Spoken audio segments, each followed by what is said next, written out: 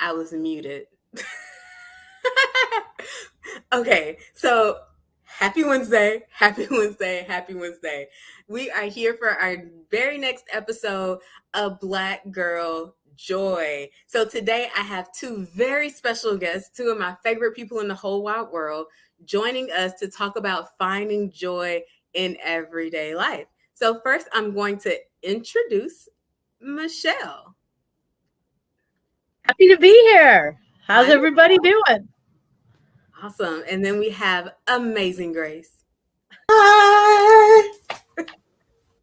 So I invited Michelle and Grace to come on because they are two of the happiest people I know. And so we're going to be talking about finding joy in any moment, in every moment. And that's something personally I can use help with a lot of times. And Grace looks surprised. That's especially coming out of the pandemic, right? Like it can be so hard to find like those good moments, and we've been isolated and you're scared to go out because you don't know if you're going to get sick. So it's how do you find joy in any moment? So there's no one better to have on here but Grace and Michelle. So Michelle, do you want to introduce yourself? Sure. Michelle Ernst. I live in Atlanta, and I work for myself. I've been working remotely for close to 10 years now, and everyone else has figured out how great it is. So happy to be here and excited to see how our conversation goes. All right, and then Grace.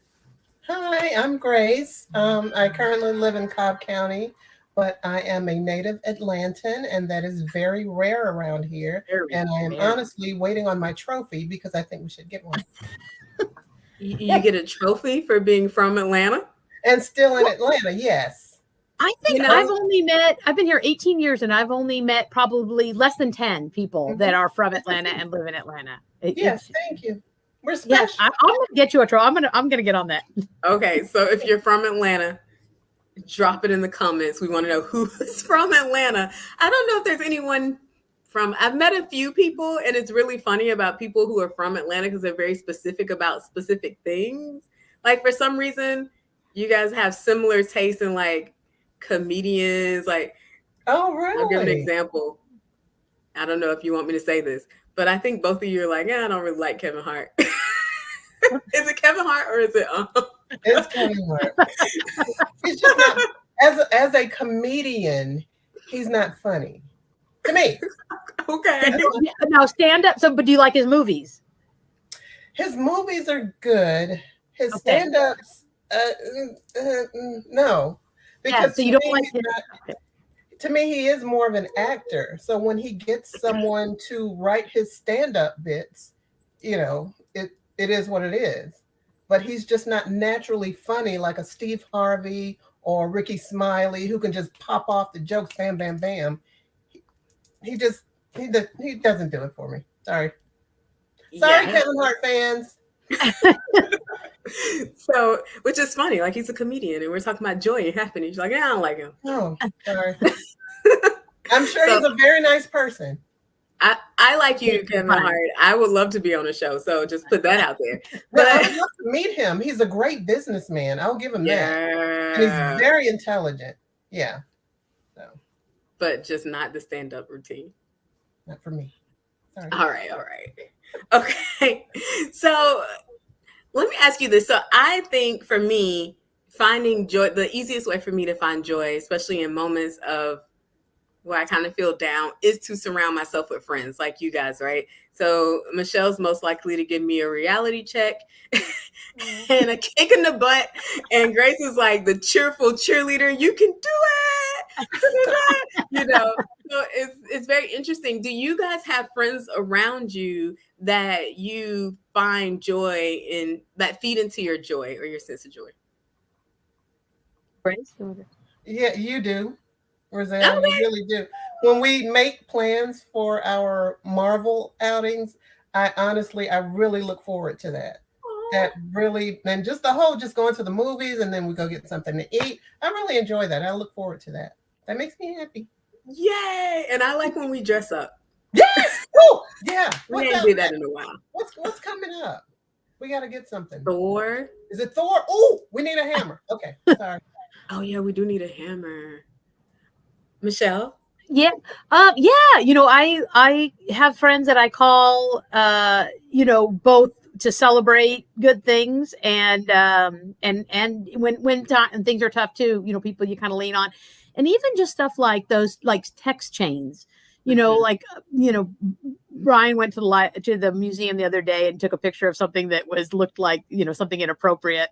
And I texted it to some people on our chain, and it went around and around. I mean, it's just stupid. But just stupid thing, it's little things like that in the day that makes it. But like you, Joy, I'll call you. We talk not every day, but pretty close, and it's almost always uplifting. Even though sometimes we're having bad days or bad, things are going on. Just, I mean, pay attention to the world, right? There's always a bad day if you let it be. But I think we really try to be that source of positive energy for one another, and it's great to have you in my life. And I forgot what a great person Grace is too. Because I don't see you like we used to, and I want to get together with you too. Yeah, we got to fix that. Yeah. You know what is really key to me is like being around people I can be myself. And I have like different facets to my personality, and everyone's not gonna get that I want to put on a cape and go to a Marvel movie. And that's gonna bring me joy. Like Michelle's like, what are you doing? Like you gotta go to every I support it. Believe me, I think it's amazing. I don't like those movies, but I'm all about that. Hey, I used to go to Rocky Horror all the time, so I get it. Yeah. So it's like, I think that's the key to me. That's the key to being happy, is to be yourself. Because if you think about it, so many people in the world are trying to be someone else, like trying to keep up with the Kardashians or whoever. They want to be like Cardi B. But I think if people really try to be who they authentically are and then fall back in love with that person, oh my gosh, I think the world would be a much better place. Because like the song says, learning to love yourself is the greatest love of all. When you love yourself, so many things just happen. go with you. It saves so much energy by worrying about what is that person thinking about me, or what. It's like, this is who I am. If you're my friend and you don't love me as I, with my cape on, or whatever, as a gay person, whatever things are that people give you grief about, they should, cut them out of your life. Put people in your life that are positive and love you for who you are, so you're not having to be this fake person. Absolutely. Easier said than done, I'm sure. But is it?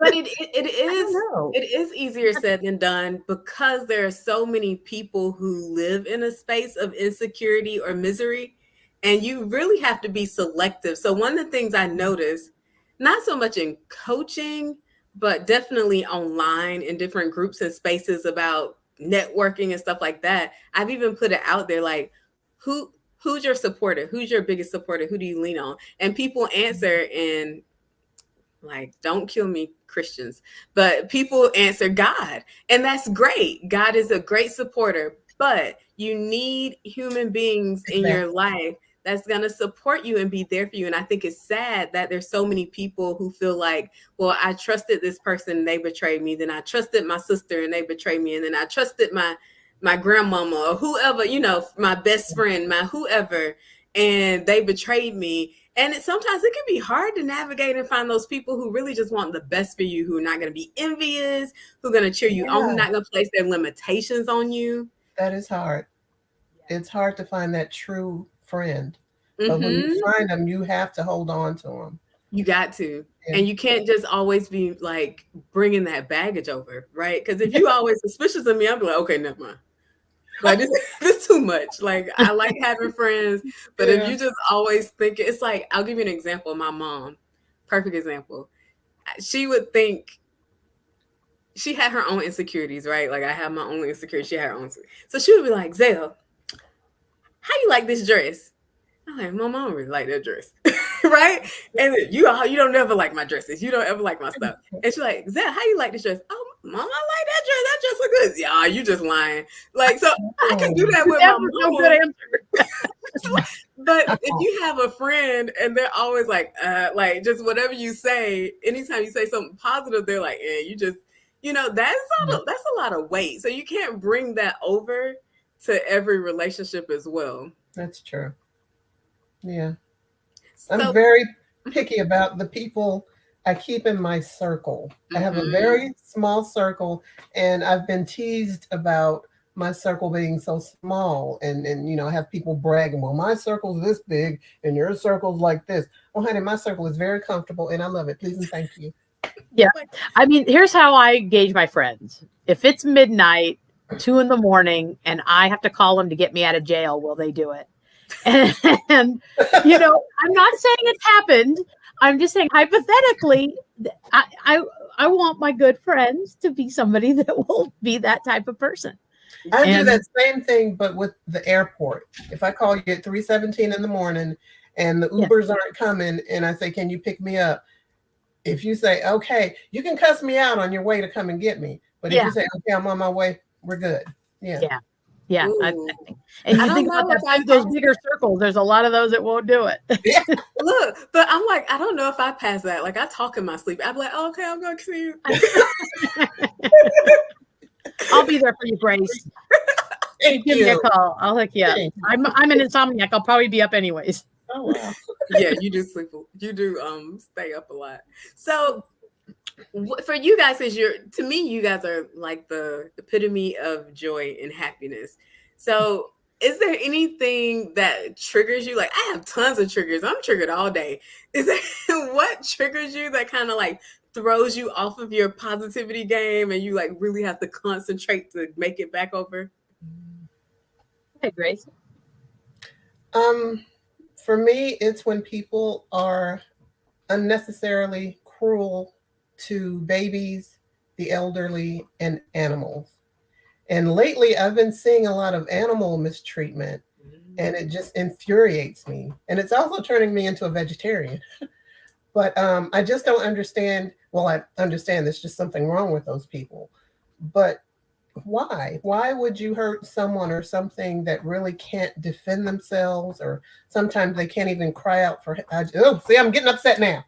Oh, But it's that kind of thing that really hurts me is when people hurt other defenseless people or animals. Yeah, it's just shocking how disgusting so many people are, and that is overwhelming. I Yeah. mean, and of course that's what the news does, right? So I literally have, as far as how do you avoid it, I've stopped watching the news. I was watching was 30-minute German news, the DW news. You get a view of the world, and you don't have to hear about any of this. I mean, obviously, because we have mass shootings every day, they'll cover that. But Right. Right. for the most part, you don't. It's not, like, they're just trying to get ratings here.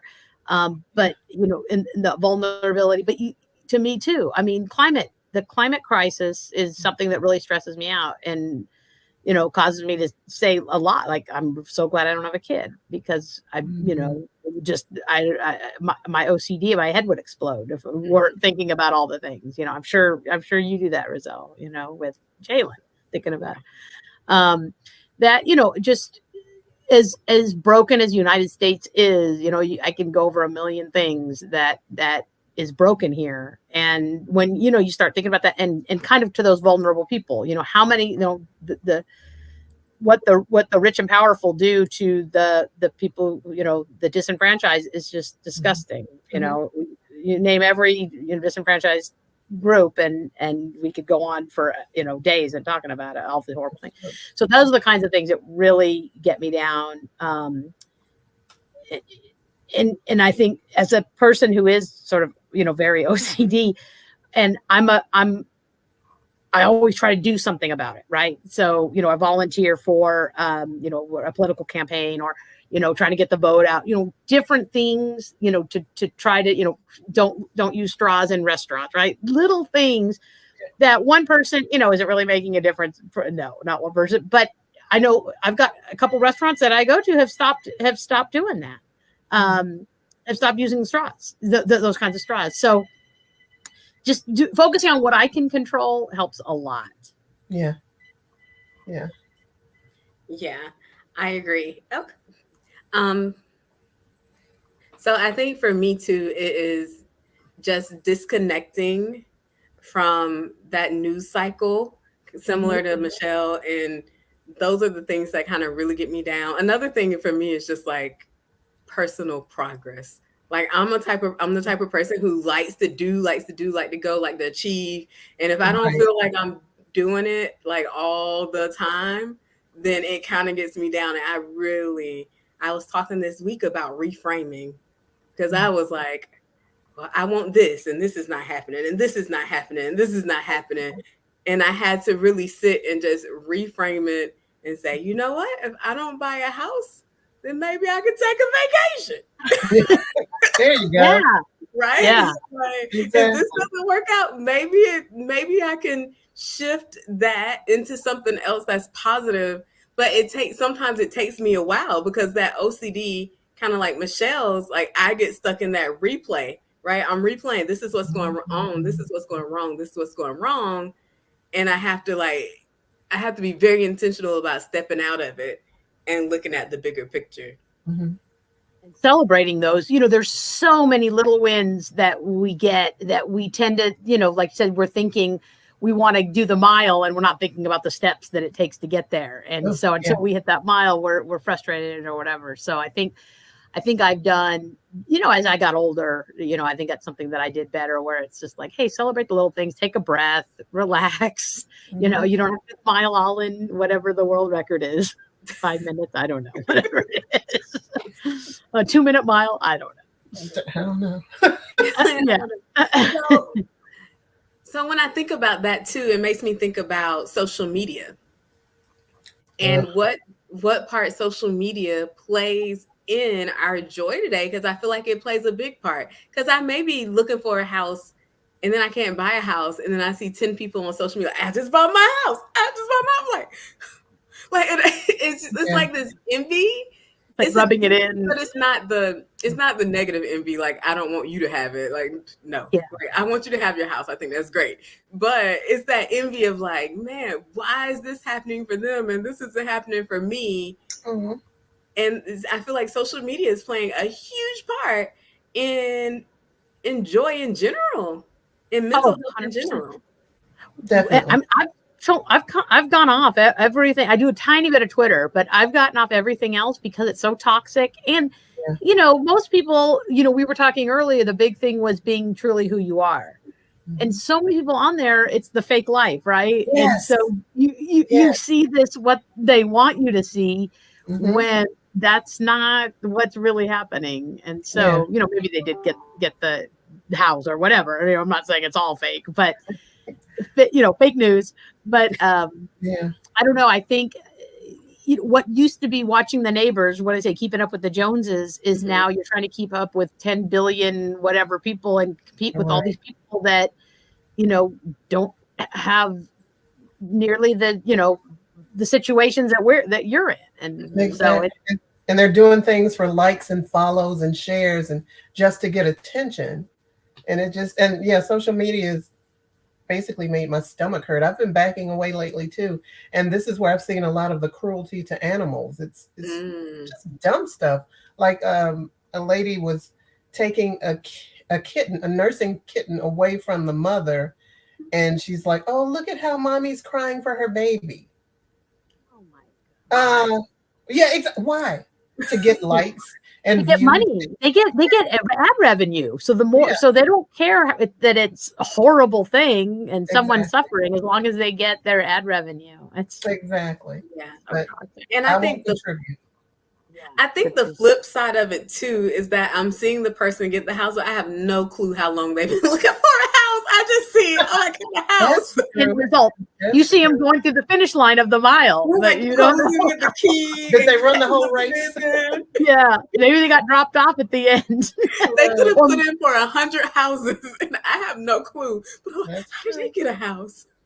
this is such a tough time. I It mean, is. of all, probably my whole life, I think it's probably the hardest time for somebody to try to get a house right now. Yeah. So, I'm sure you're not alone in that. Oh no, I know. Yeah. Yeah. Yeah, which actually brings me to another point. Misery loves company. That has Absolutely. something to do with joy too. Because we're Absolutely. sad. And we're like, why aren't you sad with me? I don't understand. Yeah. Yeah, sometimes we have friends or whoever coworkers, whoever. I've been that coworker for Michelle where it's like complain, and then bringing us down. Michelle's like, yeah.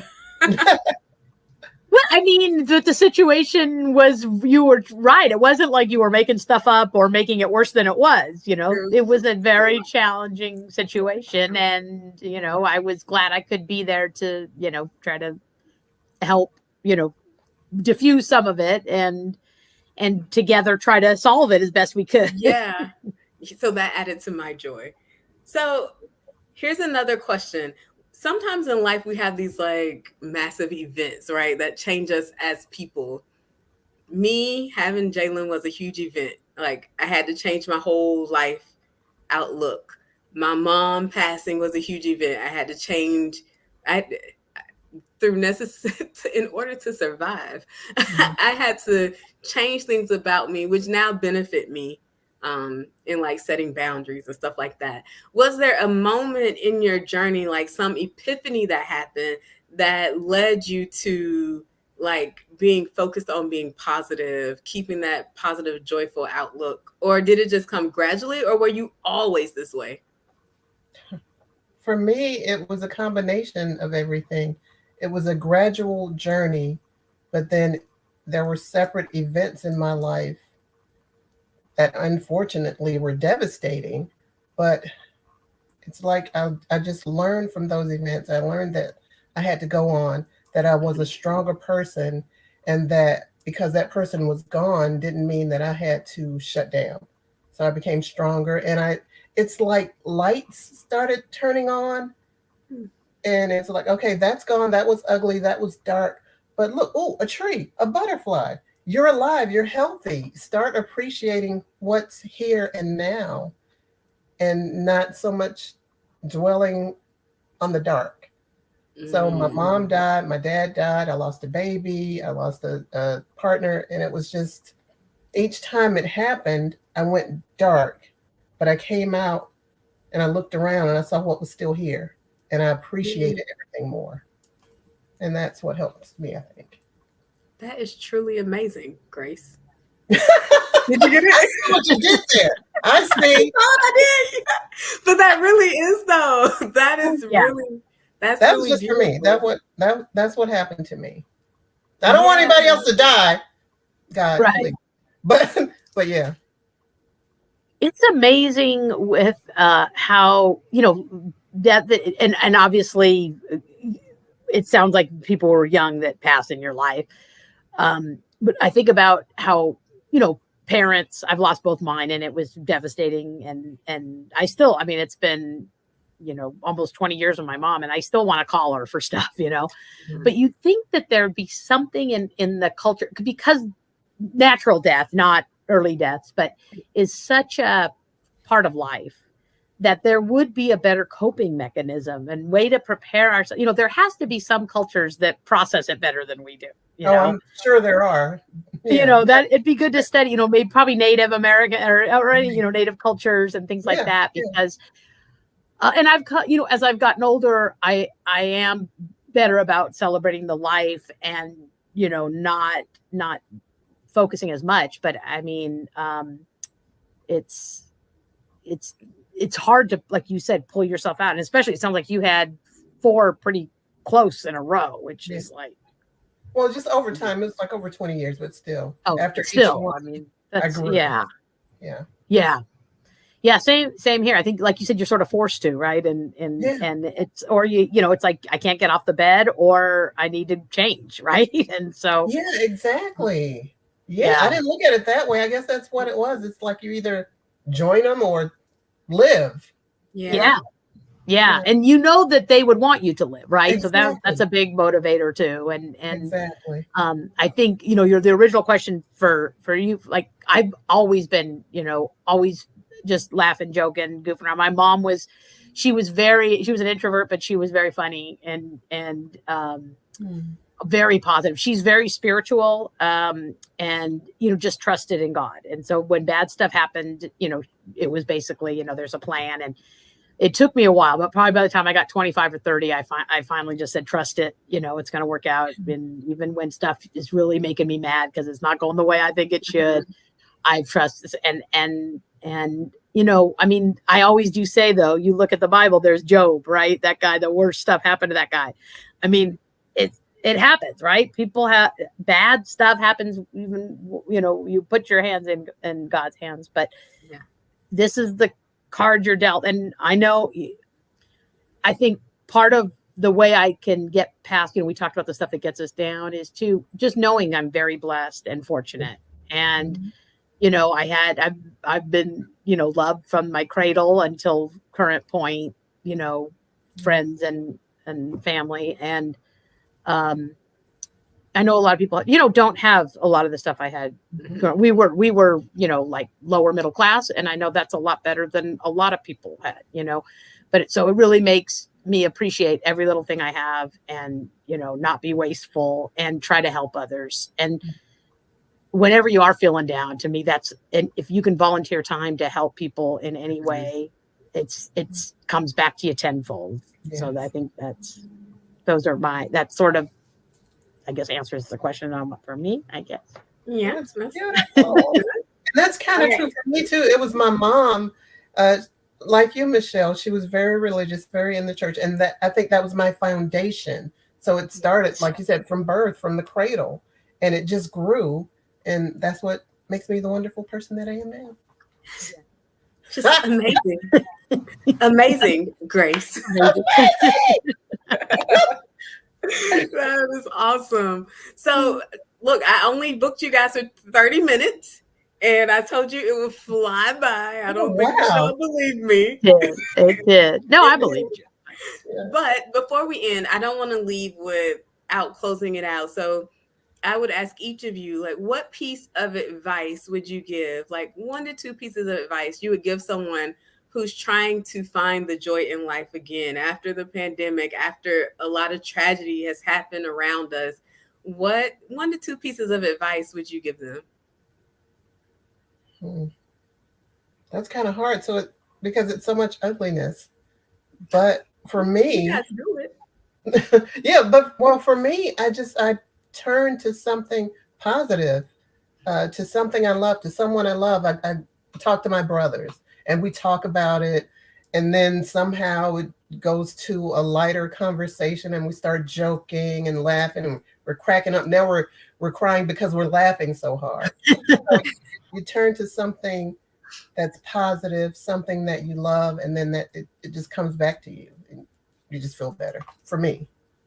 Awesome. Yeah. For me, again, like I said, with the OCD, I'm a big control freak. So I tried something that I can do so if there's anything I can do to impact, whether it's, donate money to something or, help someone there, that helps me. Or a lot of what Grace said, reaching out to those positive folks, and maybe it is sharing the misery, or just, kind of the crazy check, right? Am I going crazy, or is this like ridiculous? And it's like, no, it's ridiculous.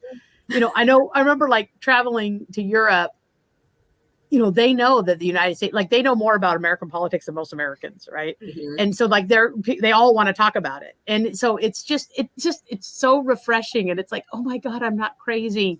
It's like everybody else gets it. So I think surrounding yourself with, people, like when I found the Quaker Church, I ended up I was born Catholic, went to Lutheran, and then ended up with the Quakers. And it's just like you find your people, and when you find your people, you lean on them, and you do your sanity checks, and you just, I think life's tough. I mean, no matter how you take it, but I think, if you try to come in with a positive attitude, more positive things are going to happen. And I think if you're if negative, more negative things happen. So I think it just feeds itself. So whatever, and I know it's easier, it's easier for me to say because, that's how I'm wired. And to Grace's point, we have those foundations that many people don't have. So it's not to say, hey, do what I do and it'll be all work out. But focus on what you can control is probably the biggest thing. Mm. Yeah, I like that. I think what I got from you guys is focus on. Oh, Sorry yeah. about that. Brian broke out of the cage. Like, okay. So I think what I got from you guys is definitely find your people, right? For Grace, Yeah. it may be her brothers. That person you can confide in, but can also turn it, right? You're like, oh, okay, we can talk about something else that brings, Right. like, makes you Yeah. happy. You kind of forget why you called, and then it ends up feeling silly, like, oh, okay, whatever, I got over it. And you let it out too. Mhm. You didn't Yeah. bottle it inside, which I think is a lot of what happened during the pandemic, right? Is Mhm. we were alone and Yeah. keeping all these things inside. So I think just calling your brother and letting it out helps a lot. Helped just saying it, Mhm. and then Go ahead. no, go ahead. And I always tell people, be intentional about who you're telling stuff to, because you could be in a very bad place and you tell that friend may be good for partying, but you tell that friend about a problem you have and it could end up in a worse, depending how they respond. So make sure that that person is also available, like mentally Very good available. point. Yeah, that's a It has really the good point. empathy to be able to respond, because otherwise you're going to continue to feel rejection and feel bad about yourself. Yeah. Oh, And to your point, not too much empathy, because like there's a couple things where I'm like, I'm not going to tell Rizal because this is like, bad stuff. When I was worried I had it, well, no, because you're so empathetic. I mean, it's just know your people. I mean, you're like off the chart empathic. Right? I mean, Crying. what? I'll be home crying. Right. I mean, it's you know your people. Don't your know people. their buttons. You think Mhm. about their buttons too, because everybody's sensitive. I mean, everybody has buttons. Yeah. So just just keep that in mind. I think that's the thing. You were talking about all the negative and the with the hurting the vulnerable people. There's so much negative and toxicity in the world. The more we can kind of care for others, think for others, love others, that the more that energy we put out there, it has to become a better place, doesn't it? Yeah, you- person by hope. person. Fingers crossed. Yeah, I remember one year. So I went through, I'm different from you guys. I came up in how do I say this in a non-self-disclosing way? I came up in a household, I was just saying, my mom had a lot of anxiety, right? She was fun, she was great, but she had a lot of anxiety. I have a lot of anxiety that's been passed on to me.